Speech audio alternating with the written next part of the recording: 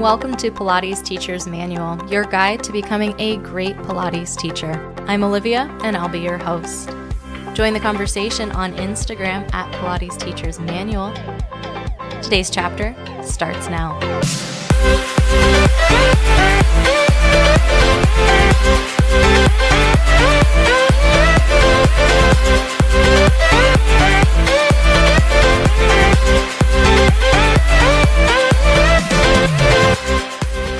Hello everyone, welcome back.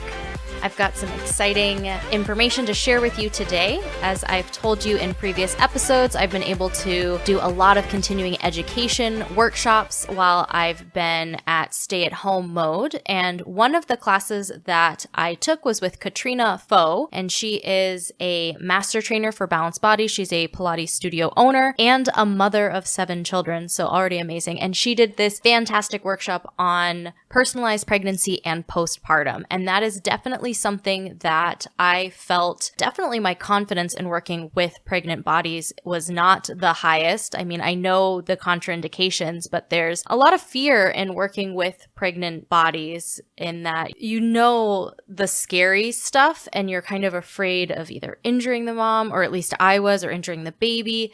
It wasn't ideal. It's not great. You shouldn't be afraid of your clients. So this workshop presented a really incredible opportunity for me to learn more about working with pregnant bodies, and I would love to share some of that information with you today. Before I jump in, I've got some exciting news to share. One thing that's super cool is tomorrow, Saturday, June 13th, I will be releasing a sister podcast to this podcast called Pilates Students Manual. You can find it on Instagram at Pilates Students Manual. That podcast is similar to this podcast in that it is all Pilates all the time, but it's more from the student perspective. So if you found this podcast and you were like, oh, yay, I love Pilates, but I'm not a teacher, Pilates Students Manual is going to be great. If you are a teacher, it will also be great. I'm going to be talking about what is Pilates, the history of Pilates, who was Joe, what is the equipment, is Pilates yoga, why do we breathe the way we breathe, and what are the benefits of Pilates, all that stuff, kind of breaking it down. Definitely check it out. I will link it in the show notes for this show. I'm really excited to be able to share this with you all.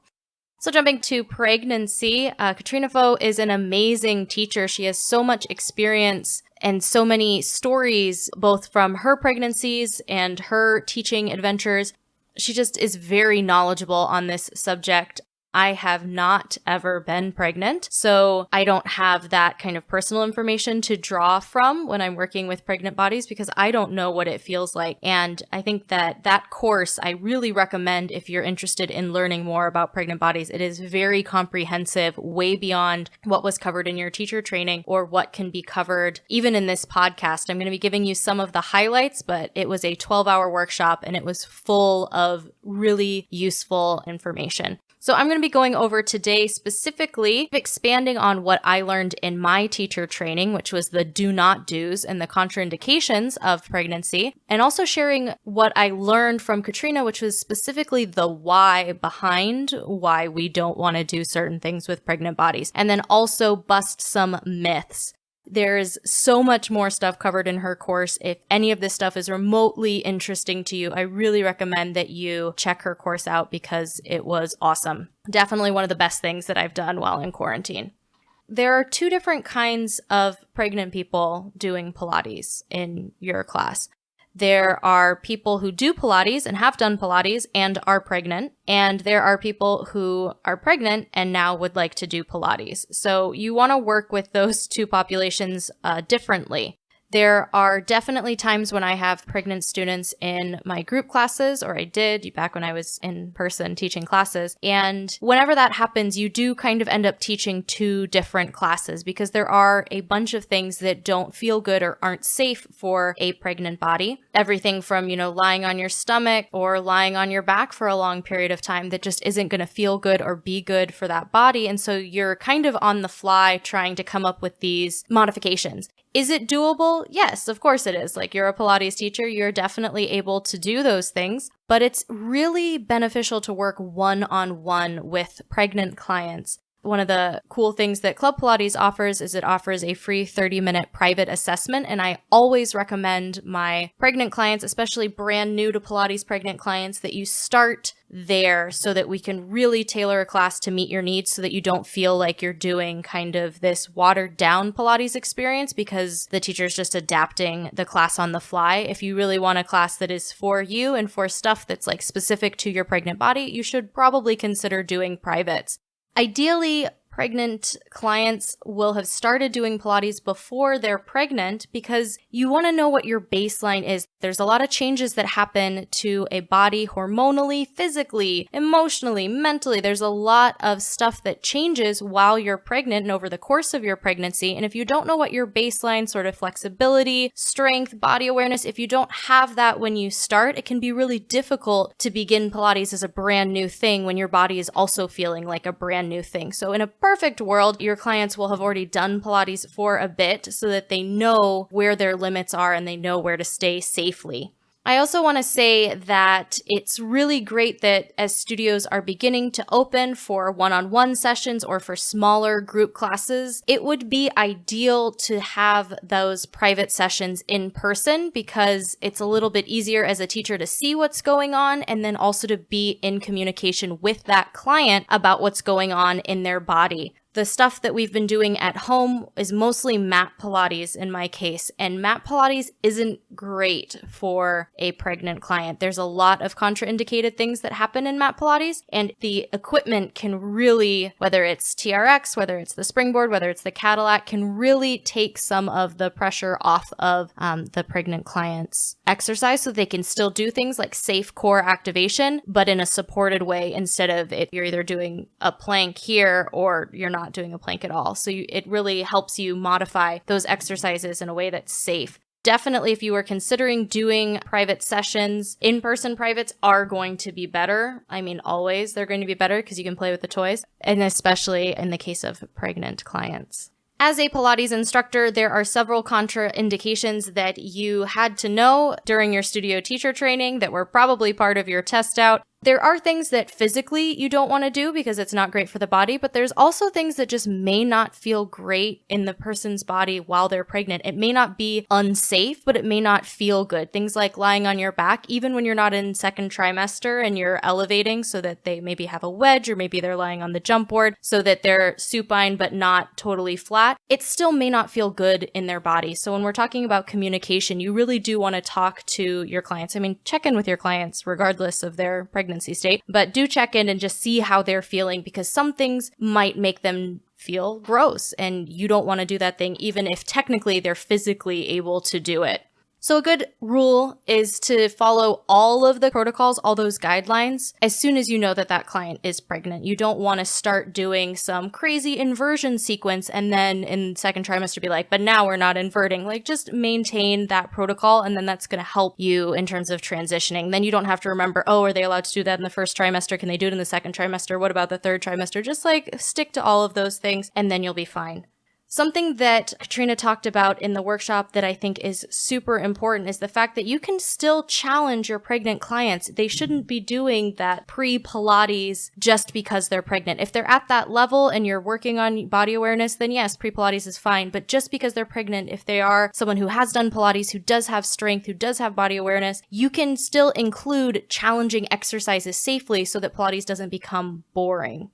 So the big no-nos in the pregnancy sphere that you probably know that have been burned into your brain are working in extreme range of movement, intense adduction or inner thigh contractions, prone work where you're lying on your stomach, supine work where you're lying on your back, inverting, and intense ab work. Those are the no-nos. We don't want to do those things, but we don't want to do those things maybe for reasons that you didn't know. But there's reasons why you can't do it, and that helps you kind of understand why you shouldn't do it. So things like extreme range of movement, that's really because during pregnancy, there's a hormone called relaxin, and that's released. You want your pelvic floor muscles to be flexible because you're going to be pushing a baby out of your pelvic floor. As a result, your body gets more flexible, and it doesn't just get more flexible in your pelvic floor. It can get more flexible anywhere in your body. So instead, you want to maintain that normal flexibility. This is not the time to be pushing it because you will be getting more flexible, and you want to make sure that you have the support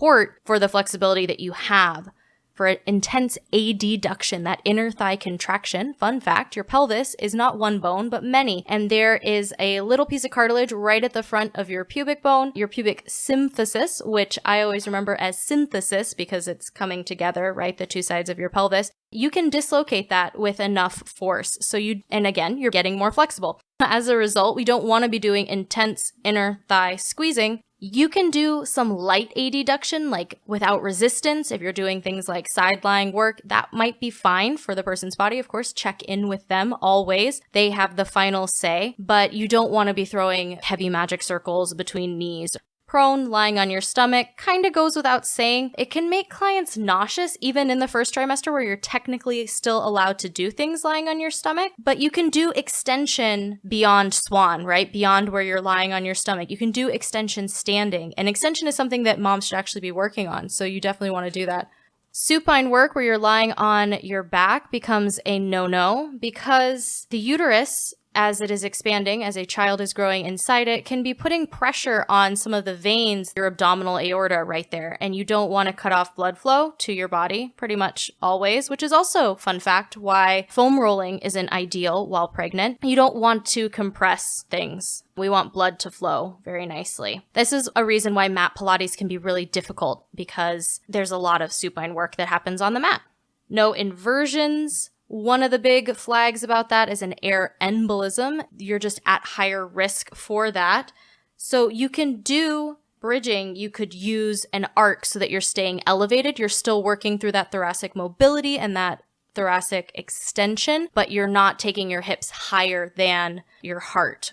Heavy abdominal work definitely is a no-no, not only because of the increased flexibility that's happening, but it's also putting an excessive amount of pressure on your linea alba, which is that fascial structure that kind of runs vertically between your six-pack, that runs sternum to pubic bone. Relaxin is relaxing it, so you don't want to be putting a ton of pressure on it while it is in a stretchy state. You can focus on your transverse abdominis work, and one of my friends took a class with Sherry Berkowitz talking a lot about how to find your transverse abdominis and how to engage your transverse abdominis. That sort of gentle contraction, not like the 100 level of contraction, but this sort of pulling in is still a really useful thing, and you do want to keep working on that throughout pregnancy.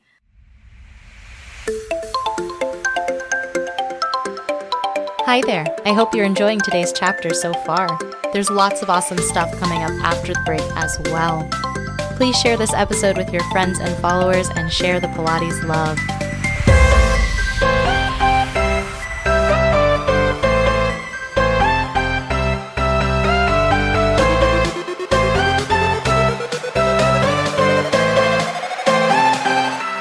Now back to the show.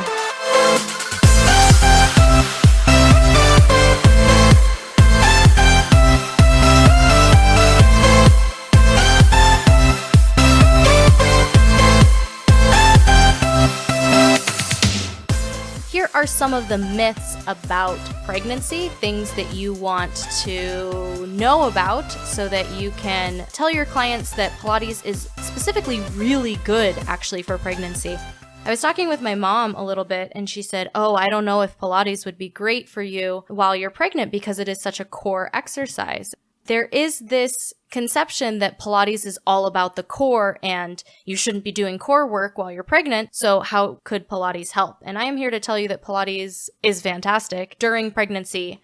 Sometimes pregnant women have difficulty breathing while pregnant, and part of that goes to breathing mechanics, and Pilates, as we know, is all about the breath. So this idea that you can't breathe might stem from the fact that if you're breathing deeply into your belly, where you're focusing on your diaphragm, right, expanding downwards into that abdominal canister, as you're growing a child, there's less space for it to press down, but that doesn't mean that you can't breathe. You can focus on, as we do in Pilates, that posterolateral breathing that kind of leaves the abdominals out and really focuses on expanding the rib cage. You're not doing that belly breath where your belly's coming in and out, but you're really expanding the rib cage three-dimensionally. There's also an idea that your body is swollen while you're pregnant. You're holding water. You have to pee all the time. Your circulation definitely changes. Your blood flow, the blood that you have, has increased. Breathing is stimulating blood flow. The fluid can pool in your feet, or you can have varicose veins while you're pregnant. And doing something like Pilates where you are breathing deeply is stimulating that circulation, which can help with that swollen feeling. And exercises are going to really help with increasing the breath and feeling like you're circulating a little bit easier and feeling a little bit less swollen. The idea that childbirth is going to be painful, I don't know. This course is amazing, but I wasn't really convinced that childbirth wouldn't be painful. But you can hold tension in your body. We see it in our clients, regardless of whether or not they're pregnant, that there are holding patterns in the body, that there's tension that's being held in your body, and you can turn off those fight or flight muscles. And you can release tension a lot of ways mentally through relaxing what doesn't need to be working. We do that in exercises, but we can also do that in life. I know that I'm a person who holds a lot of tension in my left piriformis, and that's just when I feel stressed or I feel anxious. That's just the muscle that I tense. I can consciously relax that up to a point. You can use that mind-body connection in Pilates to relax those muscles. This idea that you have tight calf muscles, you get Charlie horses, that your neck hurts, that your low back hurts, a lot of that's because the distribution of weight changes when you're pregnant. Your weight overall can change when you're pregnant, and any imbalances that you have can get exacerbated as a result of being pregnant, and your body weight shifts forward. So if you're standing on the balls of the feet, it's like being in heels all the time. You have all of the weight in the balls of the feet and not weight in the heels. So just shifting the weight back, coming back to a more neutral spine, which of course is difficult for even run-of-the-mill regular people, not pregnant clients. But shifting that weight back into the heels and bringing your spine into its more neutral curve is going to alleviate a lot of those things. Something that I learned that was, I thought, pretty cool, the idea that your feet expand, that your feet get bigger while you're pregnant. Again, going back to the fact that you're gaining weight, your arches can collapse as a result, and especially if you have weak arches. But our friend Joe definitely has a foot corrector, has a toe corrector that helps with strengthening those arches, and those are exercises that you can really work with your pregnant clients in those private sessions to strengthen those muscles at the arch so that the foot doesn't lose the arch as a result of this sort of shifting weight. And it is reversible, so if that had happened to you, you can tone those muscles in your arch and come back from that. And then another myth that we talked about was peeing when you laugh. Again, we're going back to this pelvic floor health, which she did another entire day on pelvic floor health, and I'm just going to barely touch on right here. But this idea that your pelvic floor now has more pressure on it because you've gained weight and you're growing a child, that is a thing that happened. You can work to tone those pelvic floor muscles while you're pregnant and then also after pregnancy. Finding that lifted sensation in your pelvis will help with incontinence, and that can be whether or not you're pregnant. Any pelvic floor dysfunction can be addressed through Pilates, especially in private sessions. And if that's not something that you feel comfortable with as a Pilates teacher, you can also refer out to physical therapists who definitely work with those issues specifically. Or find a teacher who has taken this amazing course who feels more confident working with those bodies. This episode was such a whirlwind. There's so much more to explore. This is just the tip of the iceberg, but I hope that gave you a little bit of information about pregnant bodies and about working with pregnant clients. I highly recommend that you work with Katrina Foe. Her studio is Personalized Pilates. I will link it in the show notes. The class was called Personalized Pregnancy and Postpartum. I cannot recommend it enough. It was an incredible workshop, and I feel like my understanding has just grown in terms of what I know. I encourage you to check it out. That's all for now. Take care. I'll talk to you soon.